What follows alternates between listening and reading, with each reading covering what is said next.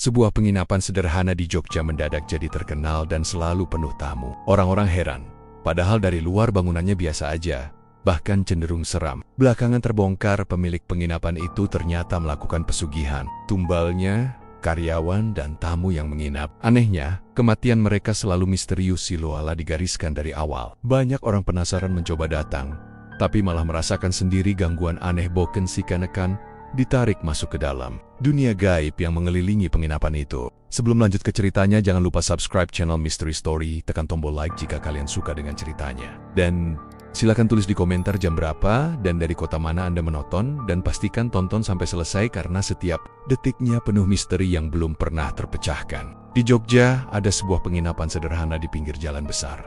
Dari luar, tempat itu nggak ada istimewanya sama sekali. Malah, kalau dilihat sepintas, bangunannya justru lebih mirip rumah tua yang sudah lama nggak dihuni. Cat dindingnya udah pudar, kusam kekuningan, sebagian mengelupas kayak kulit orang terbakar matahari. Di bagian depan, ada papan nama kecil yang catnya juga udah retak-retak, hurufnya hampir nggak terbaca. Malam hari, cuma ada satu lampu bohlam 15 watt yang digantung di depan pintu.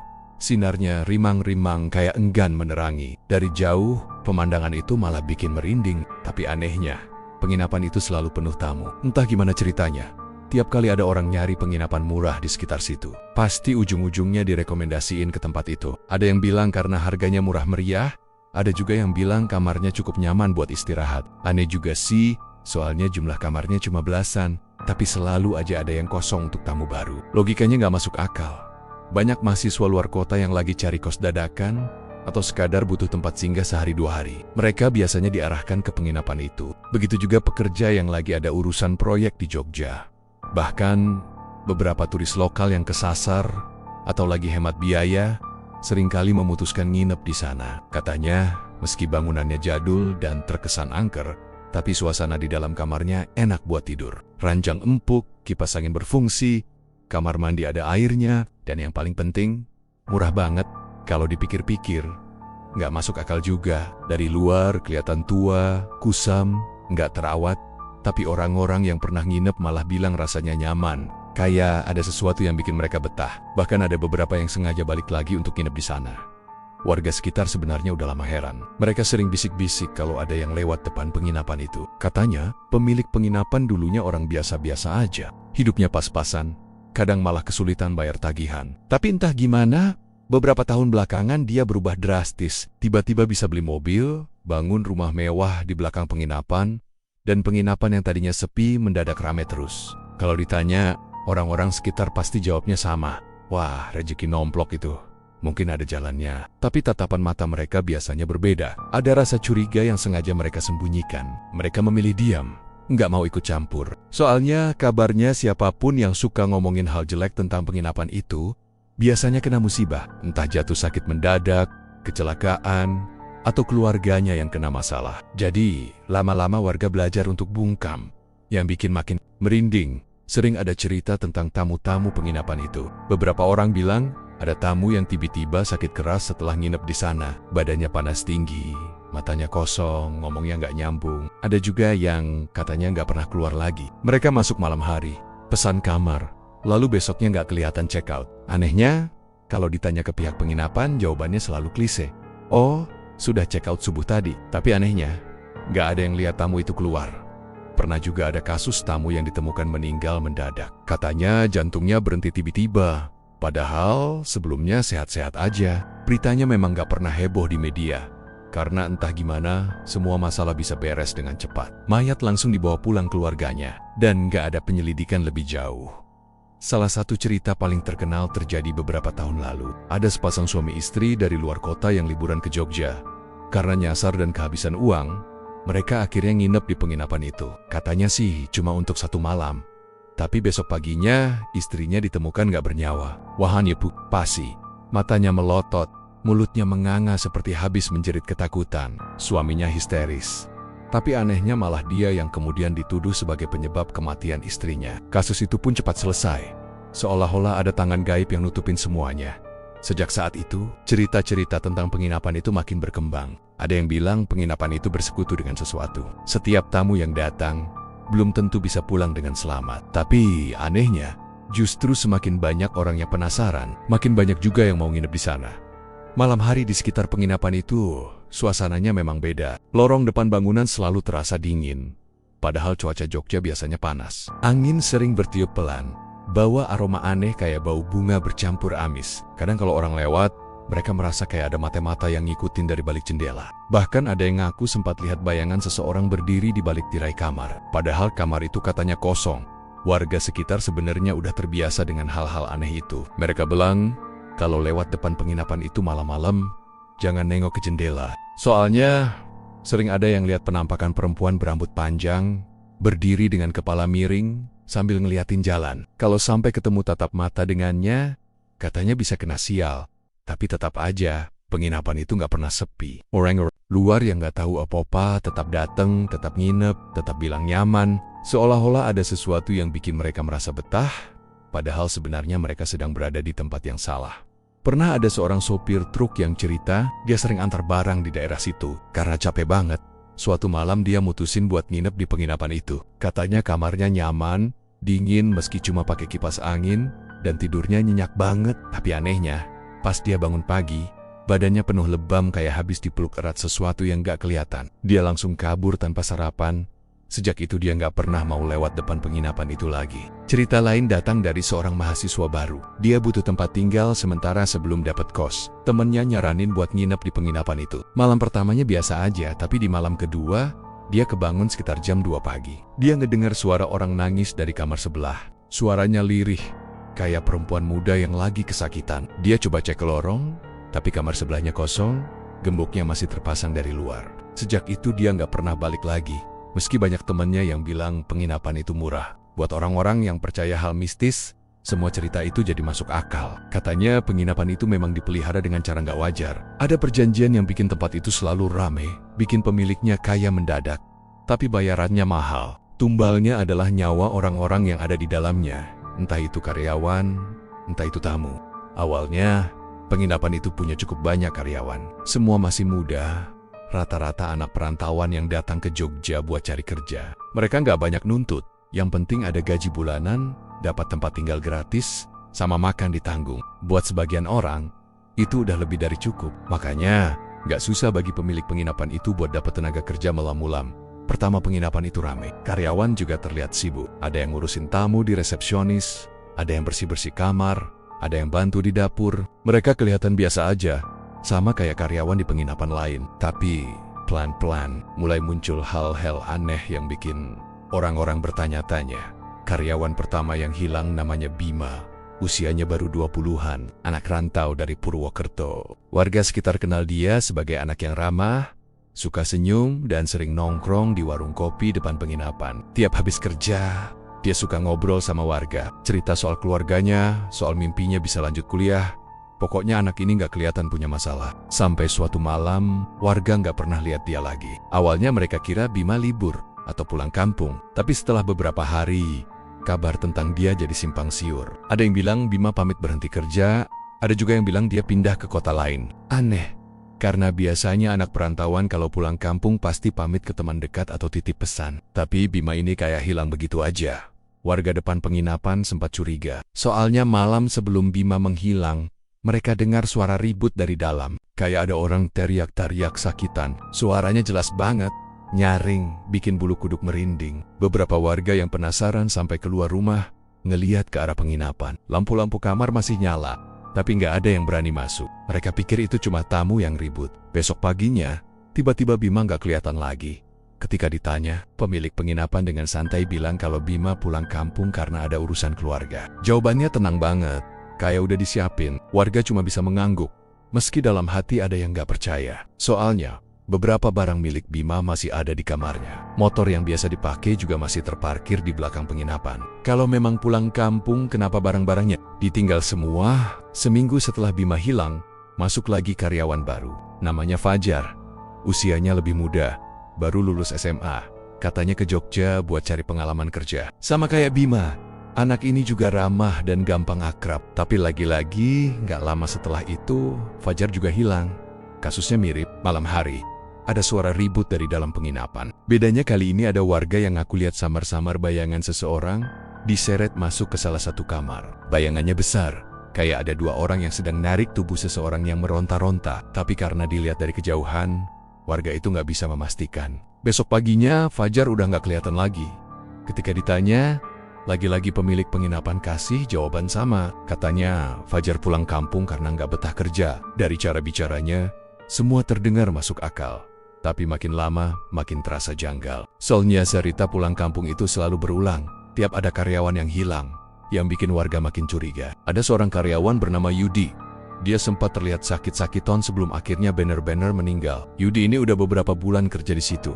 Orangnya pendiam, tapi rajin. Tiba-tiba suatu malam, warga dengar dia teriak-teriak. Suaranya kayak orang kesakitan parah. Ada yang bilang teriakannya campur nangis, campur minta tolong. Tapi nggak ada satupun warga yang berani masuk buat nolongin. Mereka cuma diem, berdoa dalam hati. Besok paginya, kabar beredar kalau Yudi meninggal dunia. Kata pemilik penginapan, Yudi sakit keras, demam tinggi, lalu nggak tertolong. Semua diurus dengan cepat, bahkan mayatnya langsung dibawa pulang ke kampung halamannya dengan mobil sewaan. Nggak ada proses panjang, semuanya beres dalam semalam. Buat warga, ini makin aneh. Setelah kejadian itu, gosip mulai berkembang. Orang-orang di warung kopi sering bisik-bisik. Katanya penginapan itu memang makan karyawannya sendiri. Bukti, hampir semua karyawan yang masuk, nggak ada yang bertahan lama. Paling lama 2 atau 3 bulan, habis itu hilang entah kemana. Ada yang katanya berhenti kerja, ada yang meninggal, ada yang hilang tanpa jejak, sampai akhirnya ada kejadian yang bikin bulu kuduk berdiri. Salah satu karyawan baru, namanya Adi, sempat curhat ke temannya di warung kopi. Dia bilang sering diganggu kalau malam. Katanya, kalau dia lagi bersihin kamar setelah tamu check out, suka ada suara langkah kaki yang ngikutin dari belakang. Dia nenggok, nggak ada siapa-siapa. Pernah juga waktu dia lagi bersihin kamar mandi, air keran tiba-tiba nyala sendiri. Padahal jealous dia udah matiin. Adi juga cerita, malam-malam suka ada suara bisikan di telinganya. Suaranya kecil, tapi jelas banget. Kamu selanjutnya. Gitu katanya. Waktu temennya nanya maksudnya apa, Adi cuman geling-geling sambil ketawa hambar. Kayak dia sendiri nggak yakin apa yang dialamin. Tapi setelah curhat itu, Adi juga menghilang besoknya. Warga sempat lihat ada mobil bak terbuka masuk ke halaman penginapan jam 3 pagi. Mobil itu ditutup terpal biru. Ada beberapa orang yang ngangkat sesuatu dari dalam penginapan ke atas bak mobil. Gerakannya cepat, terburu-buru, dan jelas mereka nggak mau ada yang lihat. Tapi karena masih gelap, warga nggak bisa memastikan apa yang diangkut. Yang pasti, sejak malam itu Adi nggak pernah kelihatan lagi. Warga sebenarnya udah makin yakin ada yang nggak beres. Tapi masalahnya, nggak ada yang berani ngomong. Mereka takut kalau nanti keluarganya kena musibah. Soalnya pernah ada satu orang nekat ngomong terang-terangan di warung, bilang kalau penginapan itu pasti ada hubungannya sama pesugihan. Besoknya, anak orang itu jatuh dari motor, patah tangan. Dari situ, warga belajar buat diam. Lebih aman pura-pura nggak tahu.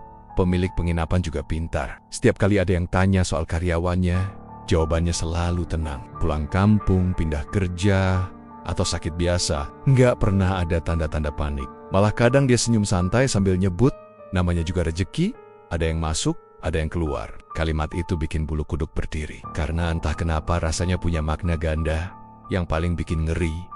Beberapa tamu penginapan sempat bilang kalau mereka melihat sesuatu di malam-malam tertentu. Ada tamu yang ngaku lihat karyawan bersih-bersih lorong, padahal kata resepsionis semua karyawan sudah tidur. Ada juga yang ngaku lihat karyawan bawa ember penuh air merah, kayak darah. Tapi waktu dicek lagi, lorongnya kosong, nggak ada siapa-siapa. Lama-lama, cerita karyawan yang hilang ini jadi semacam rahasia bersama. Semua orang tahu, tapi nggak ada yang mau ngomong. Penginapan itu tetap berdiri, tetap ramai tamu, tetap ada karyawan baru yang datang silih berganti, dan tetap ada yang hilang setiap beberapa waktu. Rasanya kayak ada pola yang sengaja dijaga. Sampai hari ini, kalau ada yang tanya soal penginapan itu, warga biasanya cuma geleng kepala. Mereka nggak berani cerita panjang lebar. Yang jelas karyawan yang pertama hilang jadi awal dari semua kecurigaan. Setelah itu, satu persatu ikut menyusul. Hilangnya selalu misterius, selalu ada suara-suara aneh sebelum kejadian, dan selalu berakhir dengan jawaban klise dari sang pemilik. Warga nggak pernah bisa lupa suara teriakan malam itu. Suara Bima yang kayak minta tolong, tapi nggak ada satupun yang berani datang nolongin. Suara itu masih ternjeng-jeng sampai sekarang. Seolah jadi pengingat bahwa ada rahasia besar yang disembunyikan di dalam penginapan itu. Bukan cuma karyawan yang jadi bahan pembicaraan warga sekitar, tapi juga para tamu yang datang dan menginap di penginapan itu. Dari awal, orang-orang udah merasa ada yang aneh.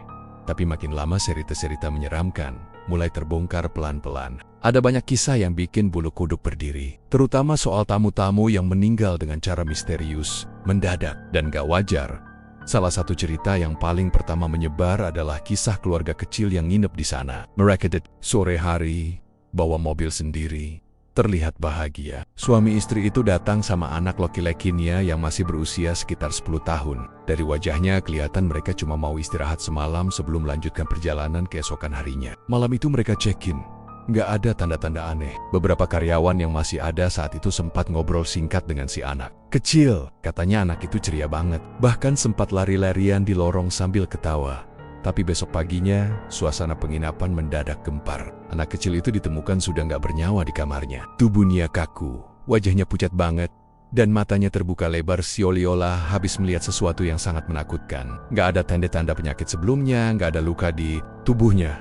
Orang tuanya histeris, apalagi sang ibu, teriak-teriak nggak karuan. Tapi anehnya, kejadian sebesar itu nggak pernah sampai ke telinga polisi atau media. Semua diurus cepat sekali oleh pihak penginapan. Mayat anak itu langsung dibawa ke rumah sakit untuk formalitas, lalu dipulangkan ke kampung halaman keluarganya. Semua prosesnya lancar, mulus, tanpa ada penyelidikan lebih lanjut.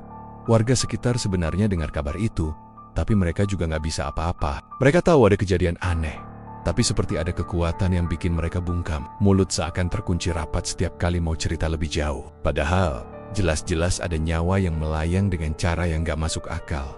Beberapa bulan kemudian, muncul lagi kisah mengerikan. Kali ini menimpa seorang wisatawan muda, cowok usia sekitar 25 tahun. Katanya dia dari luar kota, liburan sendirian, mungkin sekalian backpackeran. Dia check-in sore hari, tampak sehat, bahkan sempat ngobrol ramah sama resepsionis. Malamnya, dia masih sempat beli makan di warung depan. Tapi besok paginya, tubuhnya ditemukan di kamar mandi dalam kondisi mengenaskan. Dia meninggal dalam posisi terduduk, punggung bersandar ke dinding, matanya melotot. Mulutnya terbuka lebar seperti habis menjerit. Wajahnya pucat pasi, tubuhnya dingin, yang bikin merinding.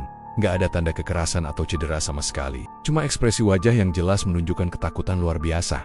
Kayak dia melihat sesuatu yang nggak bisa dijelaskan manusia. Dan anehnya, sama seperti kejadian sebelumnya, semuanya beres dalam waktu singkat. Pemilik penginapan langsung turun tangan, ngurus semua keperluan. Bahkan pihak keluarga almarhum katanya dijemput langsung dengan mobil dari penginapan.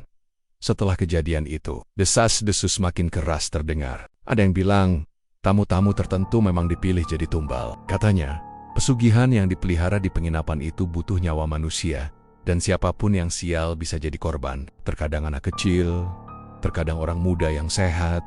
Pokoknya nggak pernah ada pola jelas. Tapi anehnya, tamu-tamu yang meninggal itu selalu digambarkan wajahnya pucat ketakutan. Seolah mereka semua sempat melihat hal yang sama sebelum menghembuskan napas terakhir. Ada satu kisah lagi yang cukup bikin geger. Seorang pasangan muda, masih pacaran, datang ke penginapan itu buat nginep 2 malam. Malam pertama biasa aja, nggak ada yang aneh. Tapi di malam kedua, cewek itu tiba-tiba berteriak-teriak tengah malam. Warga sekitar yang rumahnya bersebelahan dengan penginapan sempat dengar jelas suara jeritannya. Suara itu begitu nyaring, seperti orang yang melihat setan tepat di depan mata. Setelah itu, tiba-tiba suara teriakan berhenti. Besok paginya, si cewek ditemukan meninggal di atas ranjang. Tubuhnya kaku, wajahnya membiru, tangannya mencengkeram sprei kuat-kuat. Sementara pacarnya masih ada di kamar, tapi kondisi mentalnya hancur. Katanya dia cuma bisa duduk bengong, tatapannya kosong, nggak bisa jawab pertanyaan siapapun. Kasus itu sempat bikin heboh. Tapi lagi-lagi, anehnya, semua bisa beres dengan cepat. Cewek itu langsung dipulangkan ke keluarganya, pacarnya, dijemput keluarganya juga, dan nggak pernah ada berita lebih jauh. Seolah-olah semua orang sepakat untuk diam. Ada juga kisah seorang bapak paruh baya yang sedang perjalanan bisnis. Dia check-in sendirian, terlihat sehat dan segar. Tapi di malam hari, beberapa tamu lain mengaku mendengar suara orang batuk keras-keras dari kamar bapak itu. Batuknya berat, kayak orang yang sedang sekarat. Besok paginya, dia ditemukan sudah meninggal dengan wajah membiru, kayak orang kehabisan napas. Tapi anehnya, tubuhnya tetap terbaring rapi di atas ranjang. Selimut menutupi sampai dada, persis kayak orang tidur. Kalau orang meninggal karena kehabisan napas, biasanya tubuhnya meronta. Tapi ini berbeda. Yang bikin ngeri, kabar dari salah satu tamu yang sempat ngintip ke kamar itu, sebelum bapak tersebut ditemukan meninggal. Katanya dia sempat lihat bayangan hitam besar berdiri di pojok kamar. Bayangan itu tinggi menjulang, nggak jelas bentuknya, cuma hitam pekat kayak asap.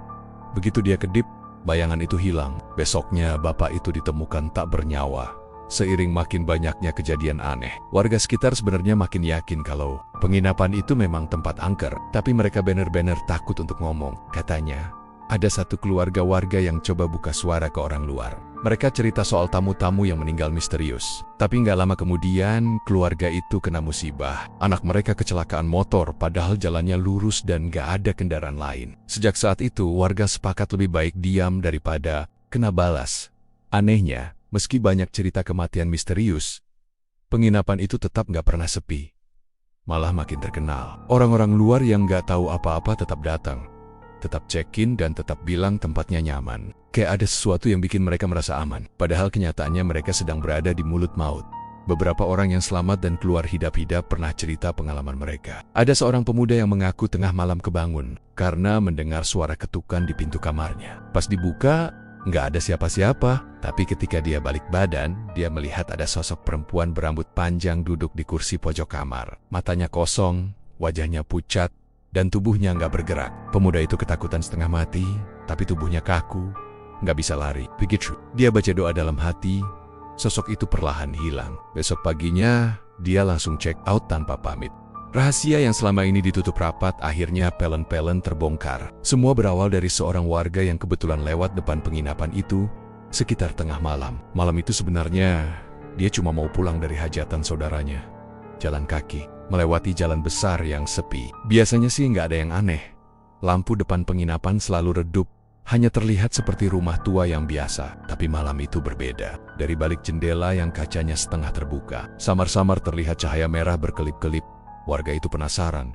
Akhirnya berhenti sejenak, diam-diam mendekat. Dari celah jendela, dia melihat sesuatu yang bikin bulu kuduknya berdiri. Di ruang tengah penginapan, pemiliknya duduk bersila di lantai. Di depannya ada tikar pandan yang penuh dengan sesajen, kembang 7 rupa, dupa yang mengepul pekat, pisang raja dan beberapa makanan lain. Tapi yang paling bikin merinding, di sisi tikar itu ada baskom besar berisi cairan merah. Awalnya dia kira itu sirup atau air pewarna. Tapi setelah diperhatikan baik-baik, itu jelas darah. Dan malam itu, darah itu berasal dari ayam hitam yang baru saja disembelih, bulunya masih berserakan di lantai. Pemilik penginapan duduk dengan wajah khusyuk, bibirnya komat kamit membaca mantra yang gak jelas bahasanya. Suaranya pelan, kadang meninggi, kadang seperti orang melenguh. Dupa yang terbakar membuat ruangan itu dipenuhi asap tebal, dan samar-samar terlihat bayangan hitam besar yang bergerak di belakangnya. Bayangan itu gak jelas bentuknya, tapi seolah punya mata merah yang menatap balik keluar jendela. Ward, yang mengintip langsung gemetar. Jantungnya berdegup kencang, tapi dia terlalu takut untuk lari. Kakinya seperti tertancap ke tanah. Puncaknya, dia melihat pemilik penginapan itu mencelupkan tangannya ke baskom berisi darah, lalu memercikannya ke seluruh ruangan sambil terus melafalkan mantra. Sesaat kemudian, udara di sekitar ruangan bergetar. Lampu yang menggantung di atas tiba-tiba padam sendiri. Tapi anehnya api dupa justru makin besar menyala. Dan di saat itu juga, dari sudut ruangan terlihat bayangan tinggi hitam makin jelas. Menunduk seperti menyerap percikan darah itu.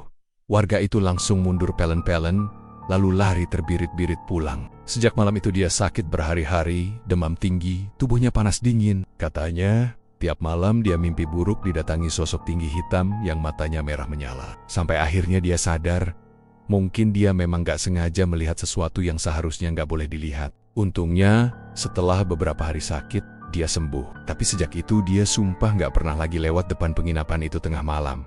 Cerita soal ritual itu pelan-pelan menyebar. Meskipun warga tetap gak ada yang berani cerita terang-terangan. Mereka cuma bisik-bisik. Katanya penginapan itu memang berdiri dari hasil pesugihan. Dan tumbalnya bukan sekadar hewan, tapi juga manusia. Kecurigaan itu makin kuat ketika ada pola aneh pada karyawan penginapan. Setiap kali ada karyawan baru, biasanya mereka nggak bertahan lama. Ada yang tiba-tiba berhenti tanpa pamit, ada yang hilang tanpa jejak, bahkan ada yang meninggal dengan cara nggak masuk akal. Awalnya orang mengira itu kebetulan, tapi kalau kejadian aneh itu terus berulang, jelas ada yang janggal. Konon itu memang sudah bagian dari perjanjian pesugihan. Karyawan yang masuk kerja di situ sebenarnya bukan cuma buat bantu-bantu bersih-bersih, atau jaga resepsionis, mereka juga disiapkan untuk jadi tumbal. Setiap kali roh penunggu penginapan itu minta bayaran, salah satu karyawanlah yang dikorbankan. Makanya mereka nggak pernah bertahan lama. Wajar kalau penginapan itu bisa selalu penuh tamu dan pemiliknya. Jadi kayak mendadak, karena ada harga yang harus dibayar, nyawa manusia yang lebih menyeramkan lagi. Bukan cuma karyawan yang jadi korban, tamu-tamu pun bisa kena giliran. Kalau saat itu yang dipuja sedang lapar atau minta tumbal tambahan, tamu manapun yang sial bisa jadi korbannya. Itulah kenapa ada tamu yang tiba-tiba meninggal dengan wajah ketakutan. Ada yang ditemukan di kamar mandi, ada yang meninggal di atas ranjang tanpa sebab jelas. Semuanya seolah sudah diatur, nggak peduli siapa, kapan saja bisa dipetik nyawanya.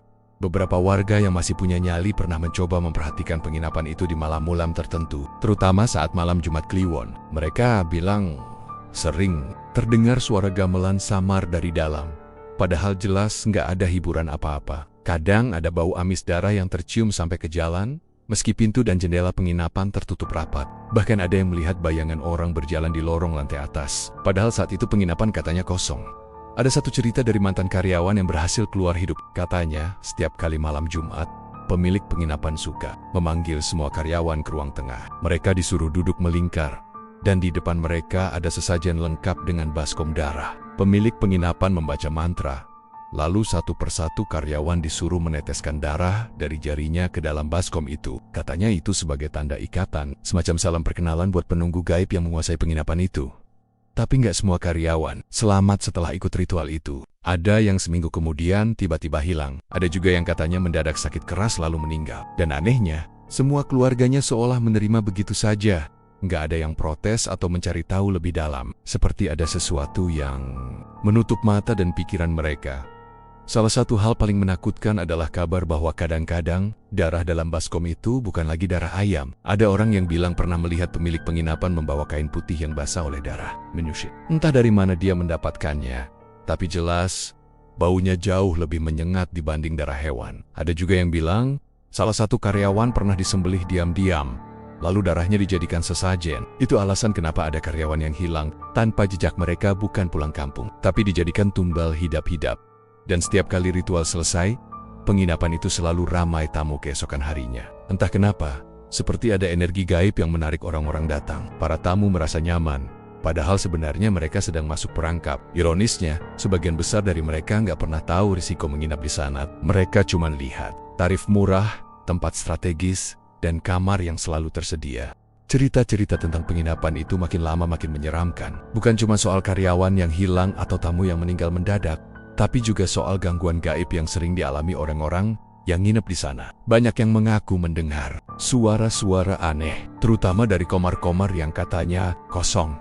Salah satunya dialami oleh seorang bapak yang datang ke Jogja untuk urusan kerja. Malam itu dia dapat kamar di lantai 2. Letaknya di tengah lorong. Malam pertama dia tidur nyenyak, tapi sekitar jam 2 dini hari, dia terbangun karena mendengar suara tangisan perempuan. Tangisannya pelan, lirih, tapi jelas berasal dari kamar sebelah.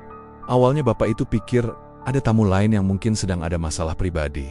Jadi dia coba cuek. Tapi lama-lama suara tangisan itu makin keras. Bahkan disertai suara seperti orang sesenggukan sambil menyebut nama seseorang.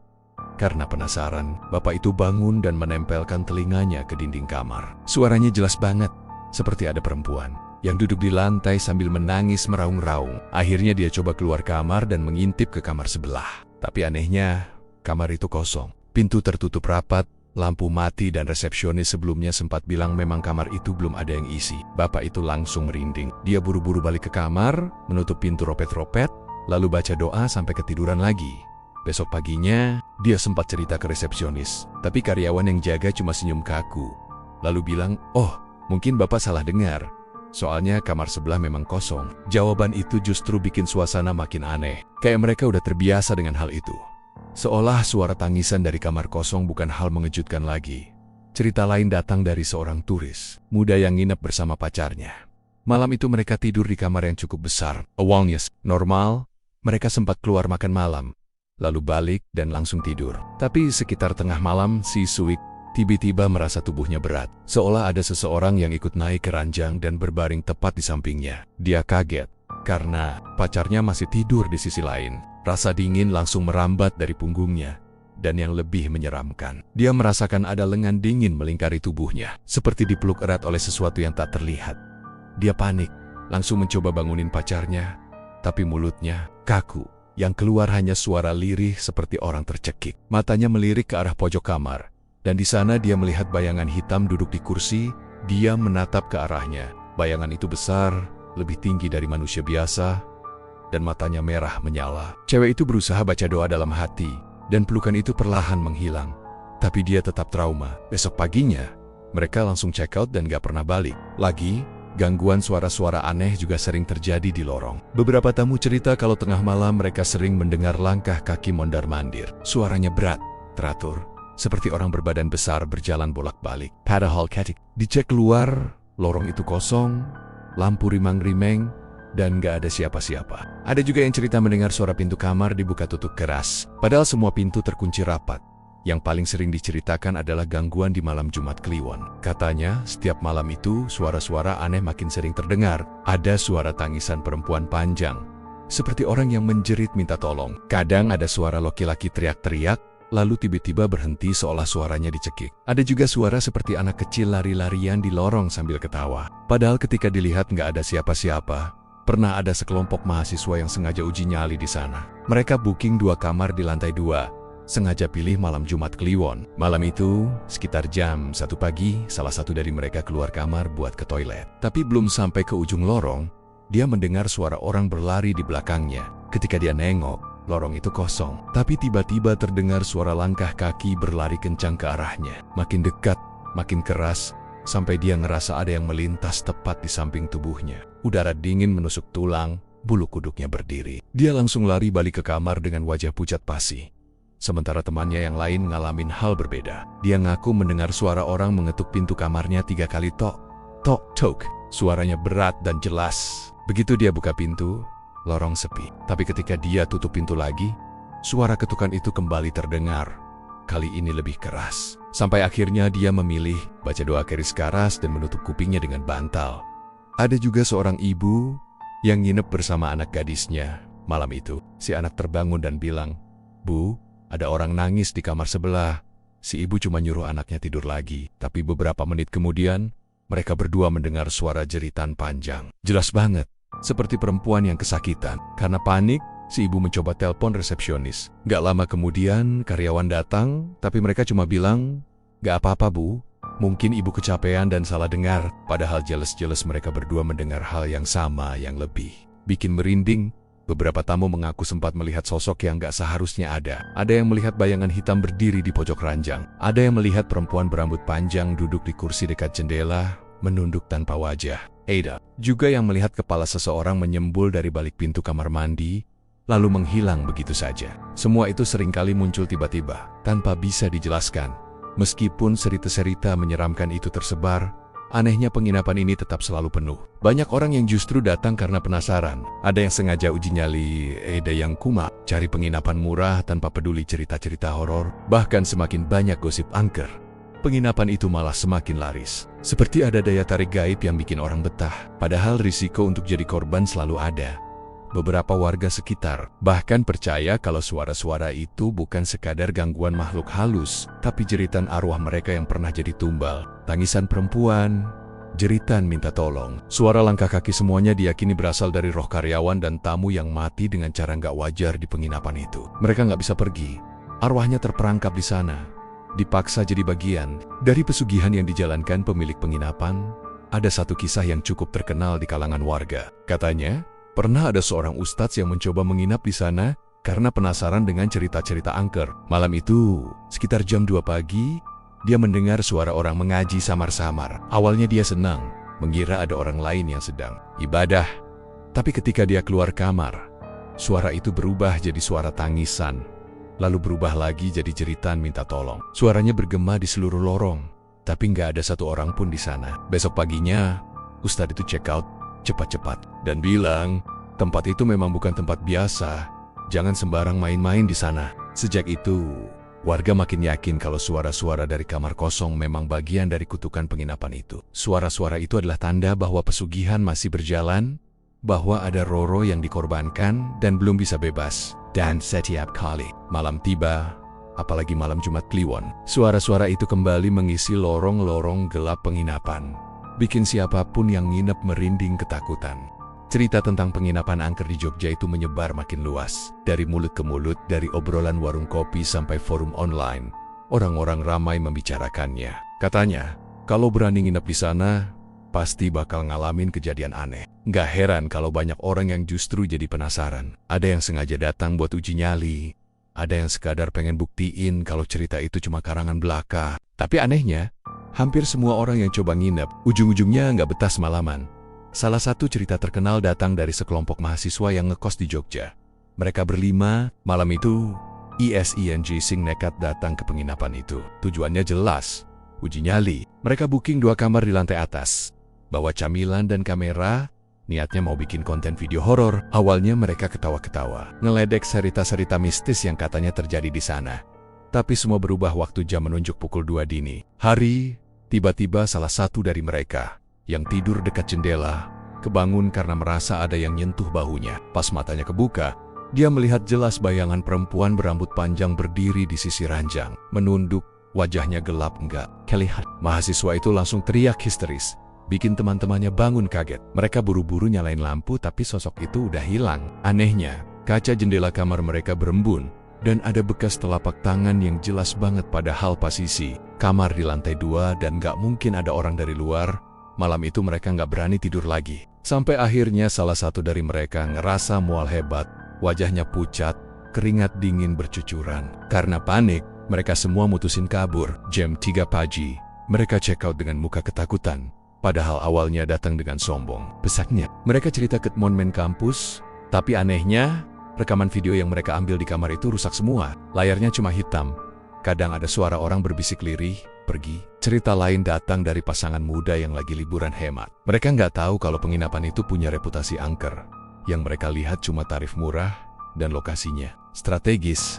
Malam pertama, si cewek mimpi buruk. Dia bilang mimpinya ada perempuan yang masuk ke kamarnya, duduk di ujung ranjang sambil menangis. Mimpi itu berulang-ulang, sampai dia terbangun dengan tubuh lemas.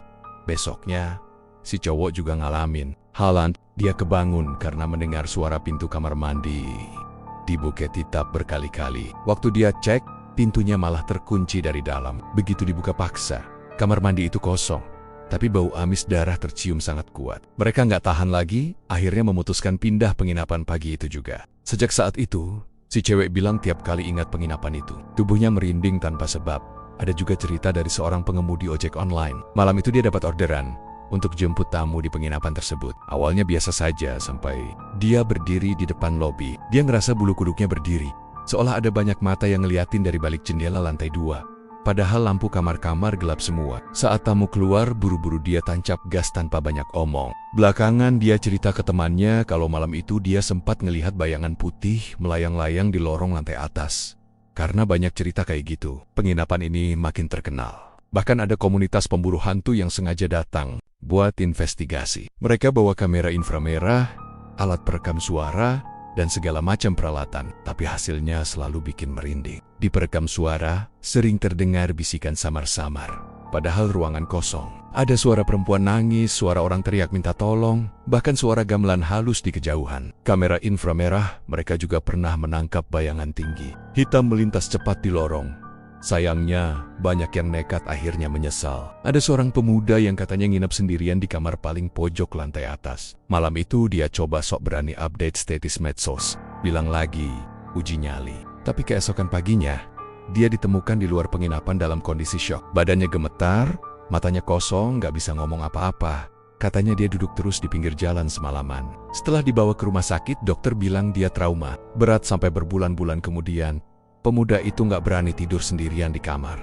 Malam itu Jogja lagi tenang, angin semilir, jalanan sepi, cuma ada suara motor sesekali lewat. Tapi di penginapan angker itu, ada suasana aneh yang sulit dijelaskan. Dari luar, bangunannya terlihat biasa meski banyak yang bilang auranya sudah bikin merinding. Lampu di lantai bawah masih menyala redup. Sesekali ada bayangan seperti orang mondar-mondir di dalam. Warga sekitar sudah terbiasa melihat kejanggalan itu, tapi malam itu mereka merasa ada hawa yang lebih berat dari biasanya. Tepat tengah malam, tiba-tiba terdengar suara seperti benda jatuh keras dari dalam penginapan. Beberapa detik kemudian, asap tipis mulai keluar dari jendela lantai bawah. Warga yang lewat panik, mereka teriak minta tolong. Dalam hitungan menit, api besar menjilat dari lantai bawah ke atas. Api itu aneh. Nyalanya cepat sekali membesar seolah-olah ada bensin yang disiram ke seluruh ruangan. Orang-orang berlarian keluar rumah.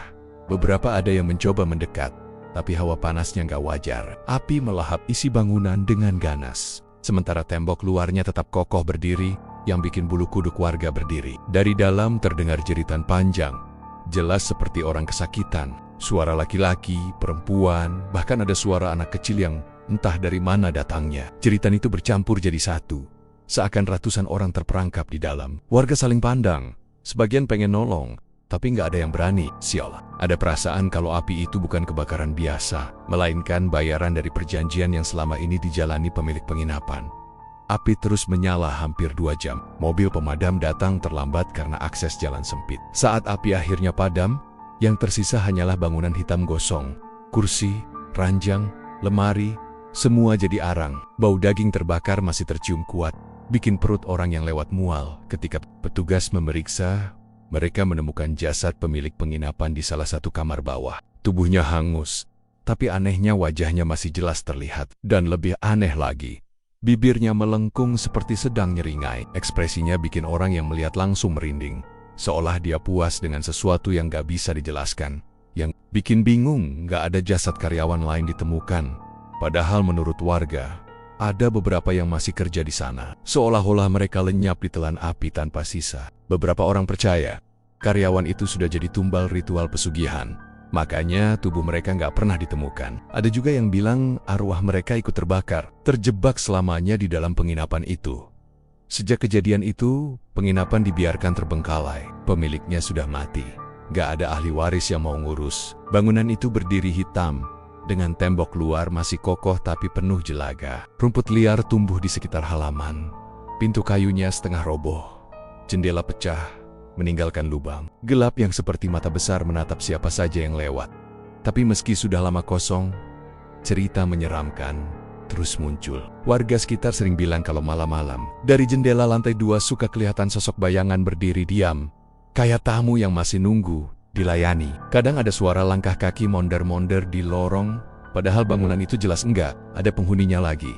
Lebih menyeramkan lagi, beberapa orang yang nekat masuk untuk uji nyali sering cerita hal-hal di luar logika. Ada yang ngaku mendengar suara karyawan perempuan yang sibuk nyapu lorong, lengkap dengan suara gesekan sapu lidi di lantai. Ada juga yang bilang mendengar suara seseorang ngetok pintu kamar mereka.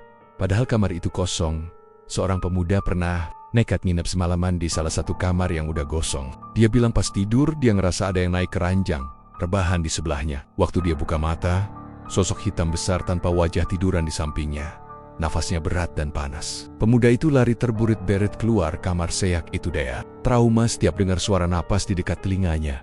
Bahkan orang yang cuma lewat depan bangunan itu sering dapat gangguan. Ada yang tiba-tiba motornya mogok pas persis di depan penginapan, padahal sebelumnya lancar. Ada juga yang merasa dibisikin suara lirih, kayak ada yang manggil namanya. Beberapa supir ojek online terangan nolak orderan kalau tujuannya berhenti di depan bangunan itu. Saking takutnya, penginapan itu kemudian jadi semacam tempat uji nyali. Orang-orang dari luar kota, mahasiswa, bahkan pemburu konten horor sengaja datang ke sana. Tapi hampir semuanya pulang dengan cerita buruk. Ada yang pulang dengan badan sakit semua, ada yang kena mimpi buruk berhari-hari, bahkan ada yang katanya diganggu terus sampai ke rumah.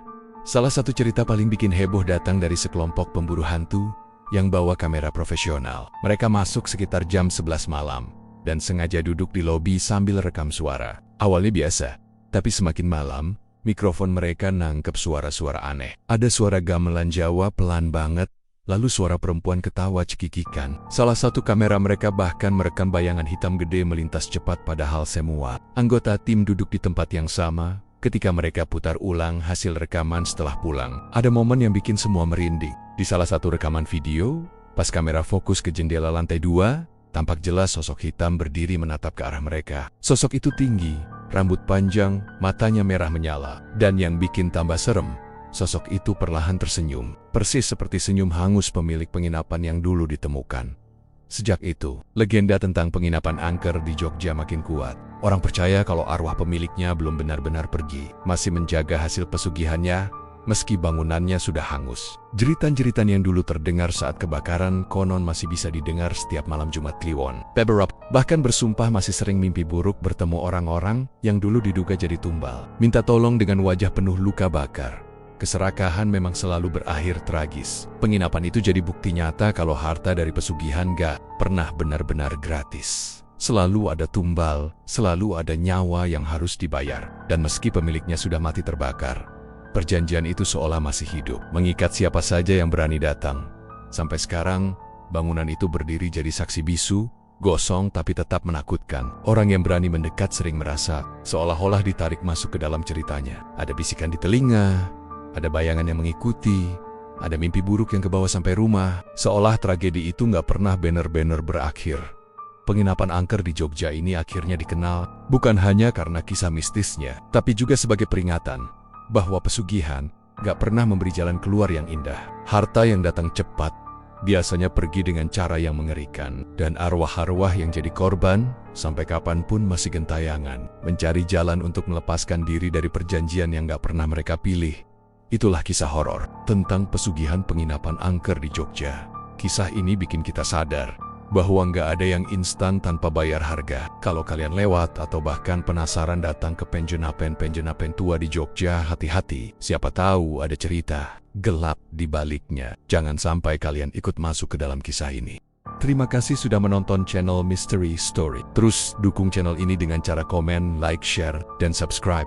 Mohon maaf jika ada kesamaan nama tokoh, tempat kejadian ataupun cerita, itu adalah kebetulan semata.